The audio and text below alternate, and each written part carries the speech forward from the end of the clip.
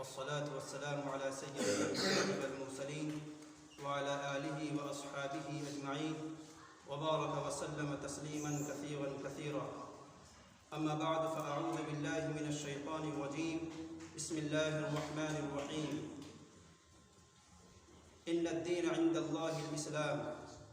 وقال تعالى في موضع آخر: ومن يبتغي غير الإسلام دينا فلن يقبل منه وهو في الآخرة من الخاسرين. صدق اللہ العظیم. میرے محترم بزرگوں اور بھائیوں اور عزیز نوجوانوں، اللہ تعالیٰ نے انسانوں کی ہدایت کے لیے، ان کی رہنمائی کے لیے، ان کو راستہ بتلانے کے لیے، ان کو زندگی کا صحیح نہج بتلانے کے لیے ایک دین اپنے پیغمبر جناب محمد رسول اللہ صلی اللہ علیہ وسلم کے ذریعے سے اس دنیا کے اندر بھیجا ہے، جس کے بارے میں اللہ رب العزت کا ارشاد ہے: ان الدین عند اللہ الاسلام، کہ اللہ کے نزدیک صرف دین اسلامی ہی دین ہے. اور ایک دوسری جگہ اللہ رب العزت کا ارشاد ہے: وَمَنْ يَبْتَغِ غَيْرَ الْإِسْلَامِ دِينًا فَلَنْ يُقْبَلَ مِنْهُ، کہ جو شخص دین اسلام کے علاوہ کسی اور دین کو ڈھونڈے گا، دین اسلام کے علاوہ کسی اور دین کو اختیار کرے گا، اس کا وہ دین ہرگز قبول نہیں کیا جائے گا. اور جو شخص ایسا کرے گا وہ بالآخر خسارے میں ہوگا، نقصان میں ہوگا، دنیا کے اندر بھی اور آخرت کے اندر بھی. دین اسلام کے آنے سے پہلے بہت سے مذاہب اس دنیا کے اندر پائے جاتے تھے، بہت سی تہذیبیں اس دنیا کے اندر پائی جاتی تھیں، بہت سے کلچر اس دنیا کے اندر پائے جاتے تھے، بہت سی قومیں اس دنیا کے اندر پائی جاتی تھیں. مگر کیوں یہ ضرورت پیش آئی کہ ایک نئی امت کو پیش کیا جائے، ایک نئی امت کو وجود میں لایا جائے اور ایک نئے دین کو برپا کیا جائے اور ایک نئے نبی کو دنیا کے اندر بھیجا جائے؟ اس کی ضرورت کیوں پیش آئی؟ تقریباً 1 لاکھ سے زیادہ پیغمبر تو پہلے ہی یہاں آ چکے تھے. ان کے دین، ان کی شریعتیں، ان کی تہذیب، ان کے طور طریقے پہلے ہی اس دنیا کے اندر موجود تھے. کیوں یہ ضرورت پیش آئی کہ اس دنیا کو ایک نیا دین دیا جائے، اس دنیا کو ایک نیا پیغمبر دیا جائے، اس دنیا کو ایک نیا مذہب دیا جائے، اس دنیا کو ایک نئی تہذیب دی جائے؟ یہ ضرورت کیوں پیش آئی؟ اور اللہ نے اس دین کے بارے میں کیوں کہا کہ یہی دین صرف اللہ کے نزدیک قابل قبول ہے؟ اس کے علاوہ کوئی بھی دین اللہ کے نزدیک قابل قبول نہیں ہے. کہنے والے کہیں گے، کہتے ہیں کہ راستے مختلف ہو سکتے ہیں، راہیں انسانوں کی الگ الگ ہو سکتی ہیں، مگر پہنچتی سب ایک ہی جگہ ہے. یہ غلط ہے. راہ بھی ایک ہے، منزل بھی ایک ہے. راہ بھی ایک ہے، منزل بھی ایک ہے. اس منزل تک پہنچنا ہے تو اسی راستے پہ چلنا ہوگا. یہ نہیں ہے کہ منزل ایک ہو اور راستے 10 ہوں. دنیا کے بارے میں تو یہ بات کہی جا سکتی ہے کہ اگر کسی کو بیگاپور جانا ہے تو ادھر سے بھی جا سکتا ہے، ادھر سے بھی جا سکتا ہے اور ادھر سے بھی جا سکتا ہے. لیکن اگر جنت تک جانا ہے اور آخرت کی کامیابی اگر حاصل کرنی ہے تو اس کا راستہ صرف ایک ہے. وہ نہ ادھر ہے نہ ادھر ہے، اس کا راستہ صرف سیدھا ہے. ایک حدیث میں اللہ کے رسول صلی اللہ علیہ وسلم نے فرمایا، عملی طور پر آپ نے یہ بات سمجھائی اپنے صحابہ کو. آپ نے ایک لکیر کھینچی سیدھی، اس کے دائیں بائیں کچھ ٹیڑھی لکیریں کھینچی. آپ نے فرمایا جو سیدھی لکیر ہے بیچ میں، یہ جنت کا راستہ ہے، اور جو دائیں بائیں ٹیڑھی لکیریں ہیں یہ شیطان کے راستے ہیں. ان پر چلو گے تم جنت تک نہیں پہنچ سکتے، کامیابی تک نہیں پہنچ سکتے. معلوم یہ ہوا کہ کامیابی تک پہنچنے کے لیے صرف ایک راستہ ہے، اور وہ ہے دین کا راستہ، وہ ہے اسلام کا راستہ.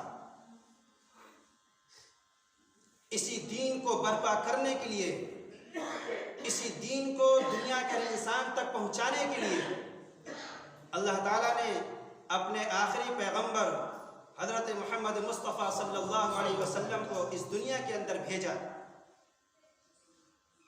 اور آپ کو آخری پیغمبر بنا کر بھیجا، مہر نبوت آپ پر لگا کر بھیجی کہ آپ کے بعد اب کوئی نبی نہیں آ سکتا، اور آپ کو آخری دین دے کر بھیجا، آخری کتاب دے کر بھیجا۔ اللہ کے رسول صلی اللہ علیہ وسلم نے اس دین کو دنیا کے اندر برپا کرنے کے لیے بے انتہا قربانیاں دی، جان توڑ کوششیں کی،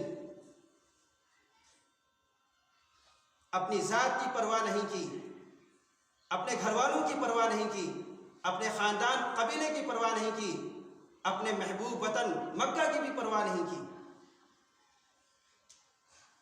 اتنی قربانیاں ایک پیغمبر ہی دے سکتا ہے، اور ان قربانیوں کے بعد یہ دین پورے جزیرۃ العرب میں، مکہ میں، بلکہ کل عرب کے اندر پھیل گیا۔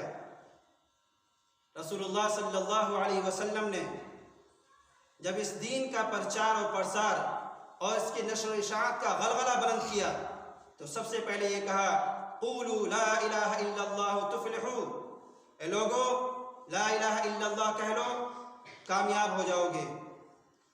یہ ایک کلمہ تھا جو دین اور دنیا دونوں کی کامیابی اور فلاح و بہبود کی نجات اور آخرت کی نجات کا دار و مدار تھا، اسی پر انسان کی کامیابی کا دار و مدار تھا۔ مگر مکہ کے کفار و مشرکین کو یہ کلمہ نہایت ہی شاق گزرا، ان کی طبیعت اس کلمے کو لینے کے لیے بوجھل ہو گئی، اسے وہ قبول نہیں کیا۔ ایک مرتبہ آپ صلی اللہ علیہ وسلم نے صفا کی چوٹی پر یہی آواز بلند کی، یہی صدا لگائی، لوگو میں جو دین لے کر آیا ہوں، میں جو خدا کا پیغام لے کر آیا ہوں، اسے قبول کر لو۔ انا النذیر العریان، میں تم کو کھلم کھلا ڈرانے والا ہوں۔ اگر میری بات نہیں مانو گے اور میری بات کا انکار کرو گے، جھٹلاؤ گے، تو دنیا اور آخرت کے اندر یقیناً خسارے اور نقصان میں رہو گے۔ یہ بات لوگوں کے سمجھ میں نہیں آتی تھی۔ جو لوگ مسلمان ہوتے تھے چھپ چھپ کر مسلمان ہوتے تھے، اپنے ایمان کو بچانا بڑا مشکل ہوتا تھا، اور باہر سے اگر کوئی آتا تھا رسول اللہ صلی اللہ علیہ وسلم سے ملاقات کرنے کے لیے تو وہ بھی اپنے راز کو پوشیدہ رکھتا تھا۔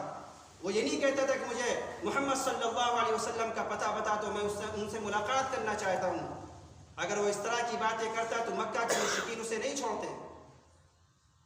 حضرت ابو ذر غفاری رضی اللہ تعالی عنہ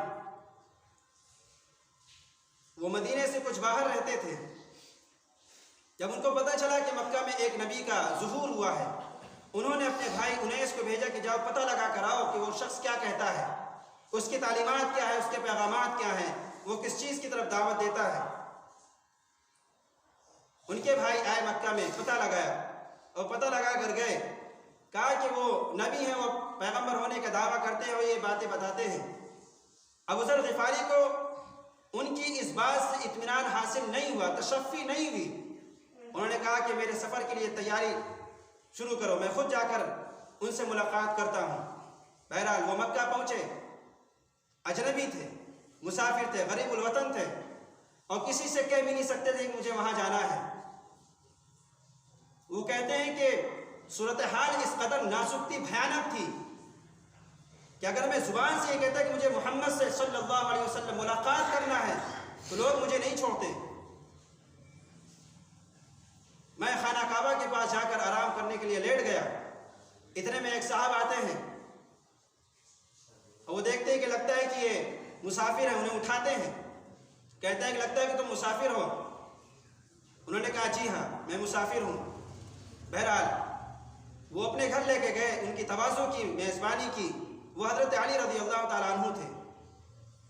اس کے بعد اگلے دن پھر وہ آئے اور خانہ کعبہ میں وہ آرام کرنے لگے۔ حضرت علی پھر اگلے روز آئے اور انہوں نے کہا کہ تم پھر یہیں پر ہو، تمہیں کوئی کام ہے بتاؤ۔ تو وہ بتاتے ہوئے ڈر رہے تھے۔ ابو ذر غفاری نے کہا کہ اگر تم میری بات کو راز میں رکھو، کسی سے نہ بتاؤ، تو میں تم سے عرض کرتا ہوں۔ کہا کہ بے فکر رہیے، آپ بتائیے اپنی بات۔ انہوں نے کہا کہ معلوم ہوا ہے کہ کسی نبی کا ظہور ہوا ہے اسی مکہ میں ان سے ملاقات کرنے آیا ہوں۔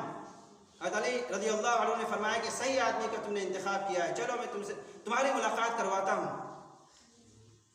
اور یہ بھی فرمایا کہ چوکنے رہنا،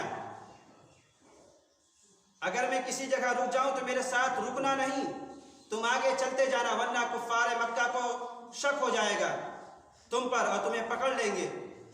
بہرحال حضرت علی رضی اللہ تعالیٰ عنہ انہیں لے کر اللہ کے رسول صلی اللہ علیہ وسلم کی خدمت میں پہنچے اور ملاقات کرائی۔ اللہ کے رسول صلی اللہ علیہ وسلم نے اپنا تعارف کرایا، اپنی بات ابو ذر غفاری کے سامنے رکھی۔ ابو ذر غفاری نے فوراً کلمہ اسلام قبول کر لیا۔ اس کے بعد انہوں نے کہا کہ اللہ کے رسول، جب یہ کلمہ اتنا سچا ہے، برحق ہے، تو پھر کیوں نہ لوگوں کے مجمع میں ببانگ دہل یہ کلمہ دہرایا جائے۔ اللہ کے رسول صلی اللہ علیہ وسلم نے فرمایا ابو ذر ابھی نہیں، جب ہمارا ظہور ہوگا، یعنی جب اللہ تعالیٰ ہمیں ذرا قوت دیں گے اور ہم ہجرت کر کے مدینہ جائیں گے، کچھ ہمارے جمعیت ہوگی، اللہ تعالیٰ کچھ طاقت ہمیں دیں گے، اس وقت تم اپنے اس کلمے کا اظہار کرنا۔ ابھی تم اپنے کلمے کو چھپا کر رکھو، اپنے اسلام کو چھپا کر رکھو، ابھی حالات ایسے نہیں ہیں کہ تم ببانگ دہل اپنے اسلام کا اظہار کرو، ورنہ تمہیں یہ لوگ چھوڑیں گے نہیں۔ لیکن یہ دین اسلام تھا، یہ کلمہ کی وہ صداقت، وہ حقانیت تھی کہ جس کے دل و دماغ کے اندر سرایت کر جاتا ہے، پیوست ہو جاتا ہے، اور جس کے سر پر یہ نشہ چڑھ کر بولنے لگتا ہے، پھر وہ نشہ آسانی سے اترتا نہیں ہے۔ ابو ذر غفاری رضی اللہ تعالی عنہ مکہ کے لوگوں کے بیچ میں آتے ہیں، خانہ کعبہ کے پاس، اور ببانگ دہل لا الہ الا اللہ محمد رسول اللہ کی صدا بلند کرتے ہیں۔ مکہ کے مشرکین جب یہ سنتے ہیں تو ان سے رہا نہیں جاتا ہے، سارے کے سارے لوگ ان پر پل پڑتے ہیں اور اتنا مارتے ہیں کہ اگر انہیں حضرت عباس بچانے کے لیے نہ آتے تو تقریباً انہیں جان سے مار دیا جاتا۔ وہ آئے اور بیچ بچاؤ کر کے روکا کہ تمہیں معلوم نہیں یہ کون شخص ہے؟ یہ قبیلہ غفار کا آدمی ہے، جہاں تمہاری تجارتیں ہوتی ہیں، جہاں سے تم کھجوریں لے کر آتے ہو، جہاں سے تم تجارت کرتے ہو، اگر اس شخص کو کچھ ہو گیا تو تمہاری تجارت بند ہو جائے گی، تمہارا کاروبار چوپٹ ہو جائے گا۔ یہ سننا تھا، ابو ذر غفاری کو چھوڑ دیا۔ اگلے دن پھر آئے اور انہیں پھر کلمہ اسلام کا ببانگ دہل اعلان کیا، پھر ان کے ساتھ وہی سلوک کیا گیا، پھر حضرت عباس نے ان کو چھڑایا۔ اللہ کے رسول صلی اللہ علیہ وسلم نے فرمایا ابو ذر تم اپنے قبیلے جاؤ، اپنے علاقے جاؤ، جب ہماری ہجرت کا تمہیں پتہ چل جائے اس وقت مدینے آ جانا۔ حضرت ابو ذر غفاری رضی اللہ تعالی عنہ اپنے قبیلے چلے گئے اور اس وقت مدینہ آئے جب مسلمانوں کو اللہ کے رسول صلی اللہ علیہ وسلم کو مکہ سے مدینہ کی طرف ہجرت کا حکم مل چکا تھا۔ تو دین اسلام کی نشر و اشاعت کے لیے، اس کے پھیلانے کے لیے اسلامی تاریخ کے جن اولین مجاہدین نے، جابازوں نے اور سرفروشوں نے جو قربانیاں دی ہیں، اس قربانی کا عشر عشیر یعنی 10واں حصہ بھی اس زمانے کے مسلمانوں کو اگر حاصل ہو جائے تو روئے زمین پر کوئی بھی اس کلمے کو پڑھے بغیر نہیں رہ سکتا۔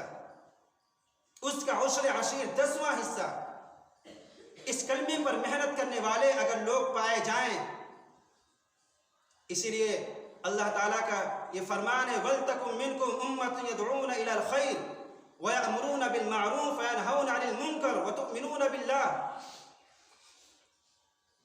یہ بات ایمان والوں سے مخاطب کر کے کہی جا رہی ہے، ہم سے اور آپ سے مخاطب ہو کر کہی جا رہی ہے وَلْتَكُمْ مِنْكُمْ أُمَّةٌ يَدْعُونَ، کہ تم میں ایک ایسی جماعت ہونی چاہیے، ایک ایسا گروپ ہونا چاہیے کہ جو لوگوں کو خیر کی طرف دعوت دے، لوگوں کو اچھے کاموں کی طرف بلائے اور برائیوں سے روکے، غلط کاموں سے روکے۔ یہی امر بالمعروف، بھلائیوں کا حکم کرنا، نیک راستہ بتلانا، اور نہی عن المنکر یعنی برائیوں سے روکنا، غلط کاموں سے روکنا، یہ اس امت کا فریضہ ہے۔ نماز پڑھنا صرف ایک فریضہ نہیں ہے، حج کرنا، روزے رکھنا صرف یہ ایک فریضہ نہیں ہے، یہ فریضہ فرض عین کے درجے میں ہے۔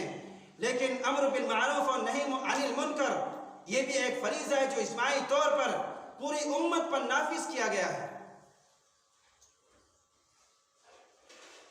دعوت کا یہ فریضہ، اگر یہ امت اس فریضے کو اپنے سینے سے لگائے اور دعوت کے اس فریضے کو اور دعوت کے اس پرچم کو لے کر گلی گلی گھومے پھرے، تو جیسا کہ اللہ رب العزت کا فرمان ہے، کنتم خیر امت اخرجت للناس تأمرون بالمعروف وتنہون عن المنکر، کہ تم لوگوں میں بہترین امت ہو جو نکالی گئی ہے، جسے برپا کیا گیا ہے، جسے ظاہر کیا گیا ہے اس کام کے لیے کہ تم لوگوں کو اچھائیوں کا حکم کرتے ہو، اچھائیوں کے بارے میں لوگوں کو بتلاتے ہو اور برائیوں سے روکتے ہو۔ یہ اس امت کی صفت ہے کہ یہ امت اچھائیوں کا حکم کرتی ہے اور برائیوں سے روکتی ہے۔ اب آپ کہیں گے کیا اس سے پہلے کی جو امتیں اس دنیا کے اندر آئی ہیں وہ یہ کام نہیں کرتی تھی؟ نہیں کرتی تھی۔ اس امت کے پیغمبر صرف یہ کام کیا کرتے تھے۔ جس تاکید اور زور کے ساتھ یہ بات اس امت سے کہی جا رہی ہے، اس تاکید اور زور کے ساتھ پہلے کی امتوں سے نہیں کہی گئی۔ یہی وجہ ہے کہ پہلے کی امتوں میں اگر کوئی انسان کسی کو واضح و نصیحت کرتا تھا، اچھائیوں کا حکم کرتا تھا، گھر گھر جا کر، گلی گلی جا کر، گاؤں گاؤں جا کر لوگوں کو سمجھاتا تھا اور لوگ راہ راست پر نہیں آتے تھے تو وہ تھک ہار کر بیٹھ جاتا تھا، وہ اپنی کوشش جاری نہیں رکھتا تھا اور مایوس ہو کر اپنے گھر پر بیٹھ جاتا تھا۔ اسلام کے اندر یہ عمل مطلوب نہیں ہے، پسندیدہ نہیں ہے۔ اسلام کا حکم یہ ہے کہ اپنی کوشش کو جاری رکھو، اپنی محنت کو جاری رکھو۔ آپ 20 سال تک کیوں نہیں، 50 سال پوری عمر تک آپ دعوت و تبلیغ کا فریضہ انجام دیتے رہو۔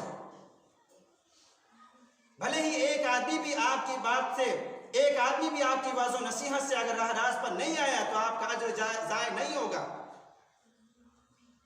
اللہ کے رسول صلی اللہ علیہ وسلم نے کئی سال تک مکہ کے اندر دعوت دیتے رہے، لیکن زمانے کو دیکھتے وہ کامیابی آپ کو حاصل نہیں ہوئی۔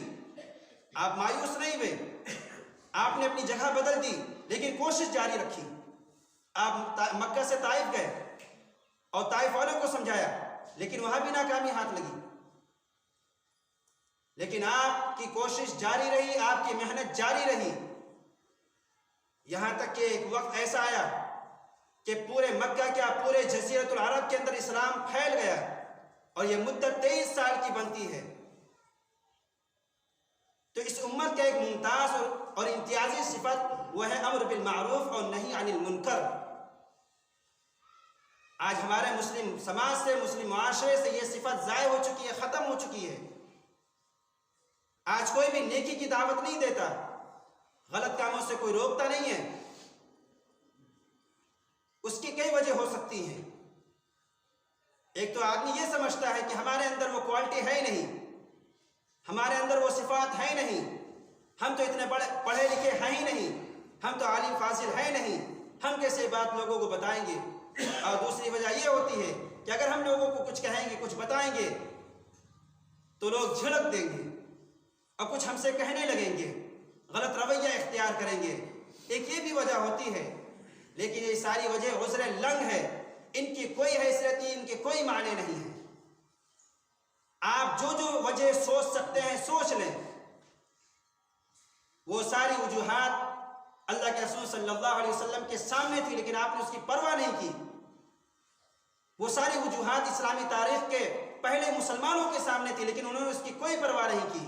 لوگ کچھ بھی کہیں، اور یہ بات ذہن نشین ہے، اگر انسان یہ سمجھے کہ میں متقی و پرہیزگار ہو جاؤں 100%، اس کے بعد میں لوگوں کو تقوی کی طرف دعوت دوں، ایمانداری کی طرف دعوت دوں، صوم و صلاۃ کی طرف دعوت دوں، تو یہ صبح قیامت نہیں ہو سکتا۔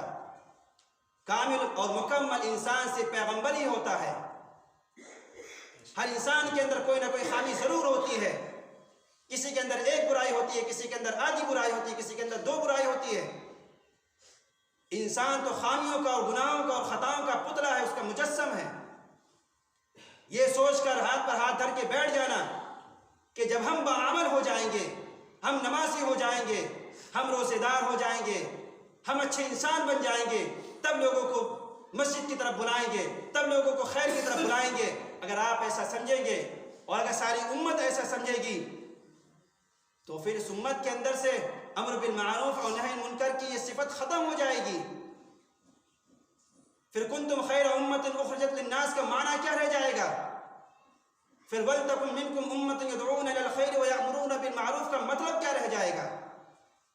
اللہ فرماتے ہیں کہ تم میں سے ایک جماعت ایسی ہونی چاہیے، اس گاؤں کے اندر ایک جماعت ایسی ہونی چاہیے، اس شہر کے اندر ایک ایسی جماعت ہونی چاہیے جو لوگوں کو مسجد میں آنے کی طرف دعوت دے۔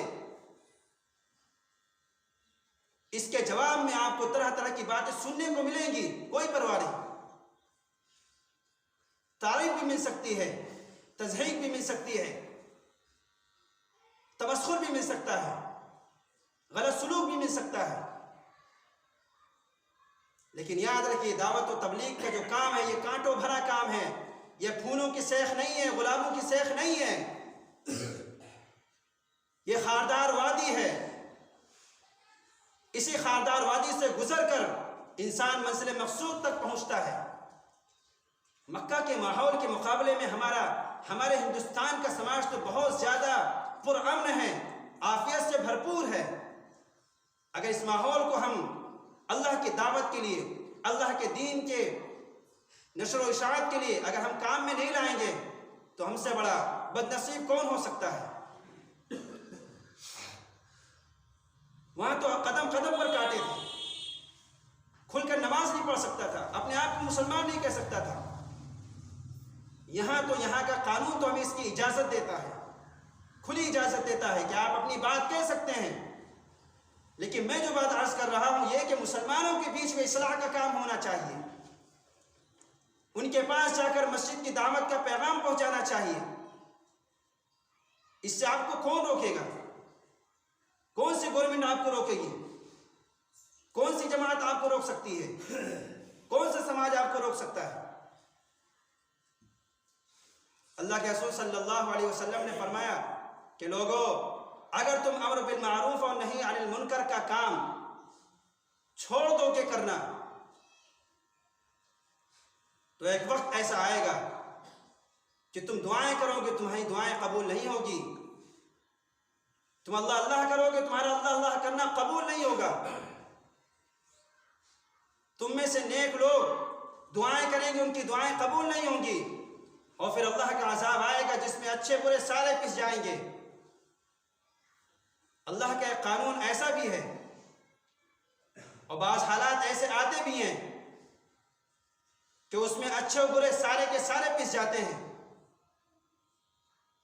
اور وہ حالات اس وقت آتے ہیں جب دعوت و تبلیغ کا کام اجتماعی طور پر امت چھوڑ دے، امر بالمعروف اور نہی عن المنکر کا فریضہ اجماعی طور پر امت ترک کر دے، چھوڑ دے، اس وقت اللہ تعالیٰ کا عذاب آتا ہے کہ جس عذاب سے کوئی انسان بچ نہیں سکتا، اس کے اندر اچھے بھی پیسے جاتے ہیں اور برے بھی پیسے جاتے ہیں۔ اس لیے اس صفت سے اپنے آپ کو متصف کرنا چاہیے اور اس کام کو اپنا فریضہ سمجھنا چاہیے، جیسے نماز کو ایک فریضہ سمجھا جاتا ہے، حج و زکوٰۃ کو، روزے کو ایک فریضہ سمجھا جاتا ہے، اسی طریقے سے دعوت و تبلیغ کے کام کو اور امر بالمعروف اور نہی عن المنکر کے کام کو اپنا ایک فریضہ سمجھنا چاہیے۔